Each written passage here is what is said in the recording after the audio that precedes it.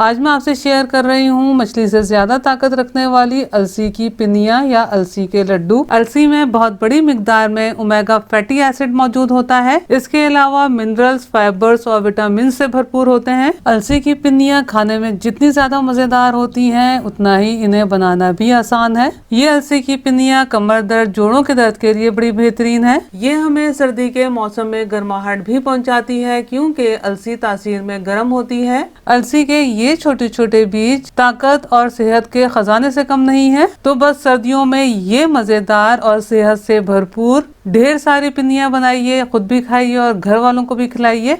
बिस्मिल्लाहिर्रहमानिर्रहीम। अस्सलाम वालेकुम फ्रेंड्स, उम्मीद है आप सब खैरियत से होंगे। ये मैं आधा किलो अलसी की पिनियां बना रही हूँ। तो आधा किलो अलसी के हिसाब से तमाम अज्जा शामिल करेंगे। पहले अलसी को ड्राई रोस्ट कर लेना है। अलसी में वाफिर मिकदार में ऑयल मौजूद होता है, इसलिए इसे ड्राई रोस्ट किया जाता है। ड्राई रोस्ट लो फ्लेम पर करना है ताकि इसका कच्चापन मुकम्मल तौर पर ख़त्म हो सके। आप देख सकते हैं कि अलसी भुन गई है और इसमें मौजूद ऑयल की वजह से अलसी शाइनी सी हो गई है। अलसी भून जाने की पहचान ये है कि जब इसमें बहुत ज़्यादा चटकने की आवाज़ें आने लगें, जैसा कि आपको इस वक्त आ रही होंगी, और फिर इस तरह चटकने की आवाज़ कम होने लगे तो इसका मतलब है अलसी भुन के तैयार है। क्योंकि अलसी का कलर हमें बहुत ज़्यादा चेंज नहीं करना। ज़्यादा भून लेंगे तो क्या होगा, इसमें कड़वाहट पैदा हो जाएगी और जब इस पॉइंट पर आप अलसी खा कर देखेंगे तो आपको क्रंची महसूस होगी। अलसी को एक बोल में ट्रांसफ़र करके साइड पर रख देते हैं। ये मैंने टोटल 250 ग्राम यानी कि 1 पाव देसी घी लिया है, जो कि पिनिया बनाने के मुख्तलिफ स्टेप्स में इस्तेमाल किया जाएगा। तो इसमें से 1 टेबल स्पून भर के मैंने पैन में शामिल किया है। ये घर का बना हुआ घी है। घी बनाने के तरीके आप ऊपर आई बटन क्लिक करके या डिस्क्रिप्शन बॉक्स में देख सकते हैं। मीडियम टू लो फ्लेम पर घी गर्म हो जाने के बाद मखाने ऐड करने हैं, जो कि मैंने 100 ग्राम लिए हैं। अब मुस्तकिल चमचा चलाते हुए मखानों को भून लेना है। मैंने मखानों को 2 से 3 minute medium to low flame पर भूना है। मखाने बहुत अच्छे तरीके से भून गए हैं। मखानों को आप इस तरह प्रेस करके भी चेक कर सकते हैं। अगर बहुत आसानी से क्रश हो जाए तो इसका मतलब है कि मखाने भुनकर तैयार हैं। मखानों को एक बोल में ट्रांसफ़र करके साइड पर रख देते हैं। 1 टेबल स्पून घी मैंने पैन में शामिल किया है। ये मैंने 100 ग्राम गोंद ली है, जिसमें से आधी मैं पैन में शामिल करके गोंद को मुकम्मल तौर पर फूल जाने तक भून लूंगी। गोंद जब हम बाजार से लाते हैं तो थोड़े बड़े पीसेस में होती है, तो गोंद को मैंने हावन दस्ते में छोटे पीसेस में तोड़ लिया था। आप देख सकते हैं कि मीडियम टू लो फ्लेम पर कितनी जल्दी से ये गोंद फूल गई है। अब इसे एक बोल में निकाल लेना है और बाकी गोंद भी इसी प्रोसेस से भून लेंगे। बाकी गोंद को भी भूनकर घी समेत मैंने बोल में ट्रांसफ़र कर लिया है। अब चंद ड्राई फ्रूट फ्राई कर लेते हैं। तो ये मैंने पैन में 1 टेबल स्पून भर के घी शामिल किया है। 50 ग्राम बारीक चॉप किए हुए बादाम पैन में शामिल किए हैं। 50 ग्राम बारीक चॉप किए हुए पिस्ते, 50 ग्राम बारीक चॉप किए हुए अखरोट। लो फ्लेम पर सिर्फ 1.5 से 2 मिनट भूनना है ताकि ये क्रंची से हो जाए। ड्राई फ्रूट का कोई हिसाब किताब नहीं है। ड्राई फ्रूट आप अपने हिसाब से कम या ज्यादा या अपनी मर्जी के ड्राई फ्रूट इस्तेमाल कर सकते हैं। ये ड्राई फ्रूट मैंने छुरी की मदद से चॉप किए थे, आप चॉपर की मदद से भी चॉप कर सकते हैं। 1.5 से 2 मिनट भून लेने के बाद फ्लेम को मैंने ऑफ कर दिया है और ये 25 ग्राम कद्दू के बीज शामिल किए हैं और ये 25 ग्राम चार मगज शामिल किए हैं। अब इन्हें ऑफ फ्लेम पर चंद सेकंड भून लेना है। ये ड्राई फ्रूट भूनकर तैयार है। अब इन्हें साइड पर रख देते हैं। आधा किलो अलसी ली है, तो यहाँ मैंने आधा किलो ही भुने हुए चने लिए हैं। मैं छिलकों के बगैर ये चने इस्तेमाल कर रही हूँ। अगर आप चाहें तो छिलकों समेत भी ये चने इस्तेमाल कर सकते हैं। इन चनों को ग्राइंड करके फाइन पाउडर बना लेना है। आप भुने हुए चनों की जगह गेहूं का आटा या बेसन भी इस्तेमाल कर सकते हैं सेम क्वांटिटी में, लेकिन पहले आपको बेसन या गंदम के आटे को घी में भूनकर कच्चापन खत्म करना पड़ेगा, जिसके लिए आपको अच्छा खासा घी दरकार होगा। चनों को फाइन पीस लेने के बाद स्ट्रेनर की मदद से जरूर छान लीजिएगा, क्योंकि चनों में मौजूद जो सख्त चने होते हैं, पिनिया खाते हुए जब वो मुंह में आते हैं तो बहुत बुरे लगते हैं। अब इन पिसे हुए चनों को भी साइड पे रख देते हैं।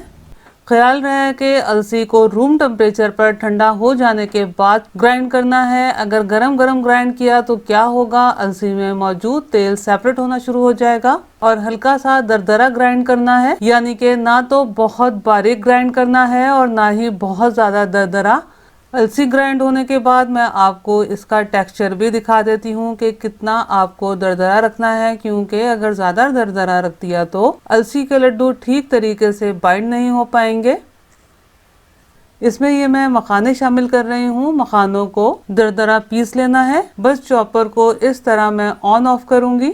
मेरे पास ये बड़े साइज का चॉपर है तो मैं स्टेप बाय स्टेप अज्जा शामिल करके ग्राइंड कर रही हूँ और जो अज्जा चॉप करने वाले हैं वो चॉप कर रही हूँ। आप अपने चॉपर या ग्राइंडर के हिसाब से अज्जा को चॉप या ग्राइंड कर लीजिएगा। अब इसमें ये मैं फ्राई की हुई गोंद शामिल कर रही हूँ।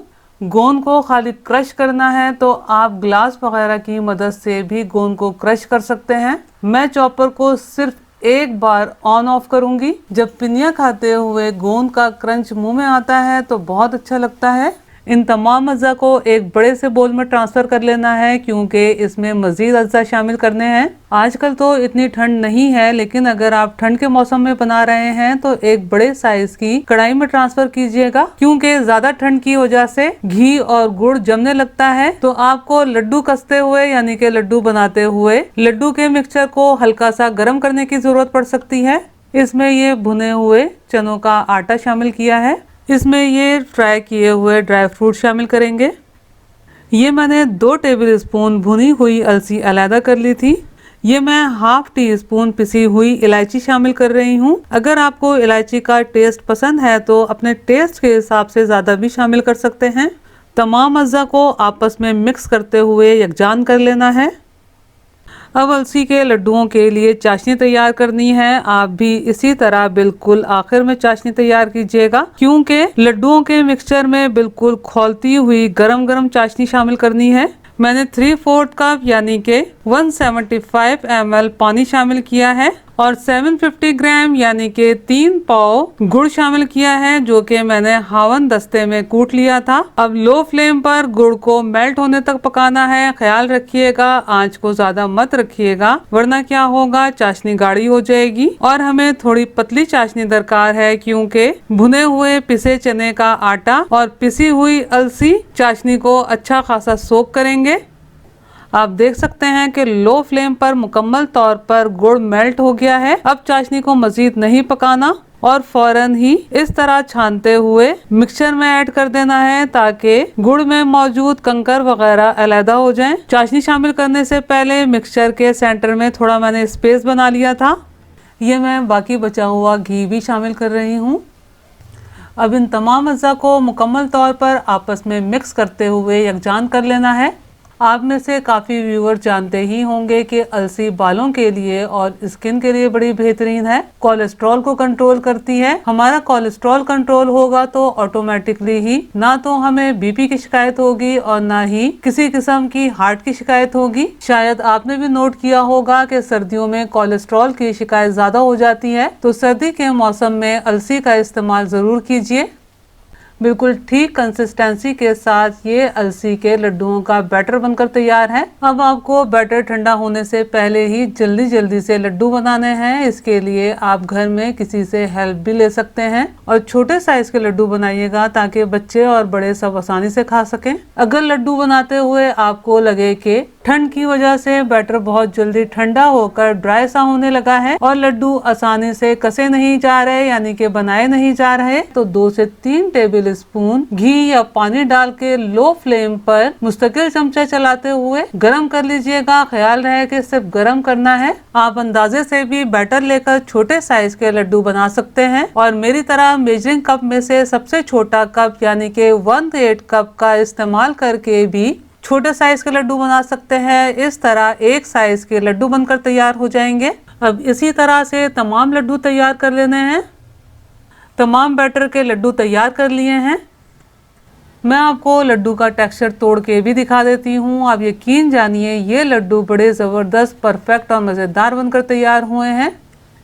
ये मेरे पास तकरीबन 65 अदद लड्डू बनकर तैयार हुए हैं। आप इन लड्डुओं को इस तरह एयर टाइट जार में या फिर प्लास्टिक जिप बैग में स्टोर करके सर्दियों के मौसम में 1 महीना रख के इस्तेमाल कर सकते हैं। दूसरी सूरत में आप इन्हें फ्रिज में रख के तकरीबन 6 महीने इस्तेमाल कर सकते हैं। मिसाल के तौर पर अगर आपने 100 अदद लड्डू तैयार किए हैं तो आप फ्रिज में रख दीजिए और 25 अदद रूम टेम्परेचर पर रखकर इस्तेमाल कर लीजिए और जब वो खत्म हो जाएं तो मजीद इसी तरह निकाल के इस्तेमाल करते जाइए। मैंने आपको अलसी के लड्डू तमाम अज्जा के बिल्कुल सही तनासुब के साथ बनाना बताए हैं। आप ये अलसी के लड्डू ज़रूर ट्राई कीजिएगा और मुझे कमेंट्स करके ज़रूर बताइएगा कि आपको मेरी ये रेसिपी कैसी लगी। अगर रेसिपी पसंद आई हो तो लाइक कीजिए, अपने दोस्त अहबाब में शेयर कीजिए और मेरे चैनल को सब्सक्राइब करना, बेल बटन को क्लिक करना बिल्कुल भी मत भूलिएगा। अल्लाह हम सब का दस्तरख्वान हलाल रिस्क से वसी तर फरमाए, आमीन। मुझे भी अपनी दुआओं में याद रखिएगा। अपना बहुत ख्याल रखिएगा। अगली रेसिपी की वीडियो तक के लिए अल्लाह हाफिज।